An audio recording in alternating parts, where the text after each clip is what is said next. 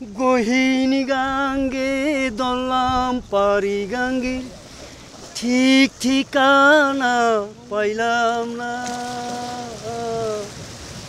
উতাল পাতাল ঢেউ রে গাঙ্গে ভাও বাতাস তো বুঝলাম না।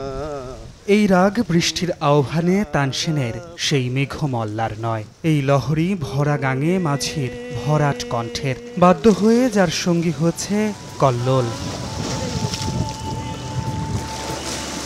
এ যেন ষোড়শী কন্যার উত্তাল নৃত্য, তালে তালে আছড়ে পড়ছে কুলে, নুপুরের নিক্কণ হয়ে কানে বাজছে তরঙ্গ, মোহনীয় রূপে সেজেছে উজান থেকে ভাটি।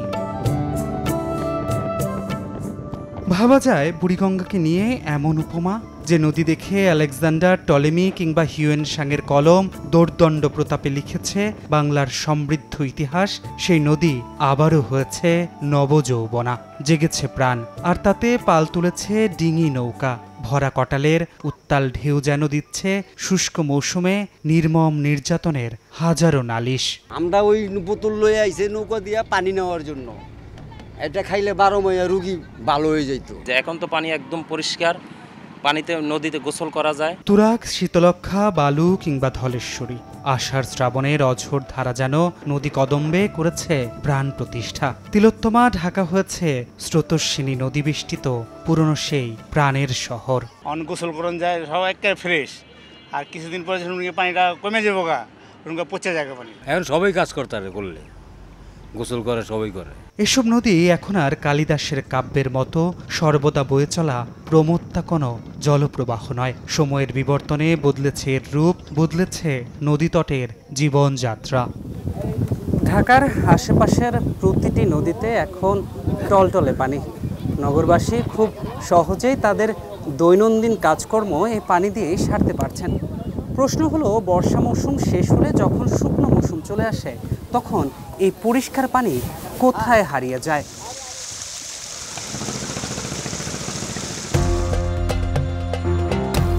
কাঁটাতারের বেড়াজালে যেমন বন্দী হয় মানব জীবন, ঠিক তেমনি শুষ্ক মৌসুমে নদীবন্দী হয় শুধু গুটি কয়েক মানুষের সচেতনতার স্লোগানে। রাজধানীর আশপাশের নদীতে প্রতি লিটার পানিতে থাকে মাত্র 0.5 থেকে 3.5 মিলিগ্রাম অক্সিজেন, যেখানে নিকষ কালো পানিতে হারিয়ে যায় নদীবক্ষের অপার সৌন্দর্য।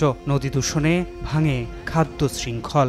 মাছ নাই একটু গাঙ্গে, আগে কত গুঁড়ো মাছ আসিল, বড় মাছ আসিল, এই পানি খারাপ হওয়াতে সেটা আগুন পুষ মাসও বেশি, একের পানি একের লুত হয়ে যায়। দূষণের এই প্রতিযোগিতা চলছে বছরের পর বছর ধরে, তবে এখনো আছে প্রশাসনের নির্লিপ্ততা। দীর্ঘ সময় পেরোলেও দৃষ্টান্ত স্থাপনে ব্যর্থ দায়িত্বশীলরা এখনো দিচ্ছেন জনবল সংকট কিংবা আইন শৃঙ্খলা পরিস্থিতির দোহাই। আমরা চাচ্ছি যে 2-1টা জায়গায় আমরা একটু দৃষ্টান্ত সৃষ্টি করি, সেজন্য আমরা আপাতত তুরাগটা বেছে নিয়েছি এবং শ্যামপুরের যে ডাইং ফ্যাক্টরিগুলো আছে, আমাদের যে মনিটরিং ক্যাপাসিটি এটা আসলে খুবই সীমিত, এবং একই সাথে দেশের সার্বিক যে আইন শৃঙ্খলা পরিস্থিতি, আপনাকে অভিযানে যেতে গেলে তো বিপুল পরিমাণ আইন শৃঙ্খলা বাহিনীর সদস্য লাগবে, সেখানে আমাদের একটু চ্যালেঞ্জ রয়ে গেছে। বিশেষজ্ঞরাও দায় দিচ্ছেন পরিবেশ অধিদপ্তরকেই, বলছেন অধিদপ্তরের মূল দায়িত্ব পালন করতে আসা কর্মকর্তাদের তালিকা দীর্ঘ হয়েছে ঠিকই, তবে প্রাপ্য বুঝে পায়নি নদী। পরিস্থিতির মহাপরিচালক তিনি সবসময় ডেপুটেশনে আসেন, তিনি যখন 1 বছর 2 বছর 3 বছর তার কাছে কিছু আসে যায় না, কারণ উনি মনে করেন আমার এটা একটা ভালো পোস্টিং এবং এটা ট্রানজিটের মতো। এই পরিবেশিত যত ডিজি আসছেন প্রত্যেকেই তার পরবর্তী প্রমোশন হচ্ছে সচিব। উনি যদি মানে খুব দায়িত্ব নিয়ে মানে আইন প্রয়োগের যদি ব্যবস্থা না নেন, তিনি যদি প্রপার নির্দেশনা না দেন, তাহলে তো আপনি নিচেওয়ালারা তো সেভাবে দায়িত্ব পালন করবে না। এটুকুই নয়, বিশেষজ্ঞ বলছেন নদী দূষণ ঠেকাতে একসঙ্গে দায়িত্বশীল আচরণ করতে হবে পরিবেশ অধিদপ্তর, স্থানীয় সরকার, BIWTA সহ সবাইকে। তবেই বাঁচবে বুড়িগঙ্গা থেকে ধলেশ্বরী, বাঁচবে জীববৈচিত্র্য। ধ্রুব ব্যানার্জি, সময় সংবাদ, ঢাকা।